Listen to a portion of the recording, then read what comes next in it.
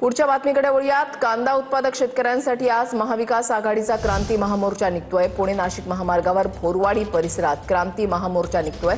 रोहित पवारांसह शशिकांत शिंदे सपकाळ आज पुन्हा रस्त्यावर उतरणार आहेत।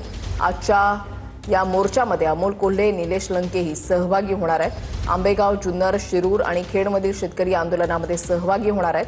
25 रुपये प्रति किलो हमीभाव मिळावा यासह विविध मागण्यांसाठी या मोर्चाचं आयोजन करण्यात आलं आहे। कांद्याला 25 रुपये प्रति किलो हमीभाव मिळावा।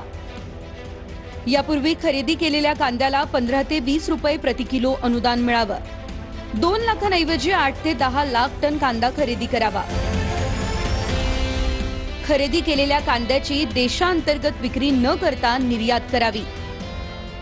70% कांदा जो विकलेला आहे तो 8 ते 10 रुपये किलो भावानं व्यापाऱ्यांनी खरेदी केलेला आहे। त्यामुळे जर नाफेडनी खरेदी केली तर नाफेडनी करायची खरेदी ही कांदा उत्पादक शेतकऱ्याकडून झाली पाहिजे, ना की व्यापाऱ्यांकडून। याची एक काळजी घेणं गरजेचं आहे। त्याचबरोबर दुसरी महत्वाची गोष्ट ही आहे की माननीय मुख्यमंत्र्यांनी तातडीनं जी प्राइस डेफिसिट स्कीम आहे, भावांतर भुगतान योजना आहे, ज्याविषयी कायम केंद्र सरकार सांगत असतं, या भावांतर भुगतान योजनेसाठी तातडीनं केंद्र सरकारकडे प्रस्ताव सादर करणं गरजेचं आहे। जेव्हा उत्पादन खर्चापेक्षा ही बाजारभाव हा कमी होतो तेव्हा भावांतर भुगतान योजनेच्या माध्यमातून मदत केली जाते।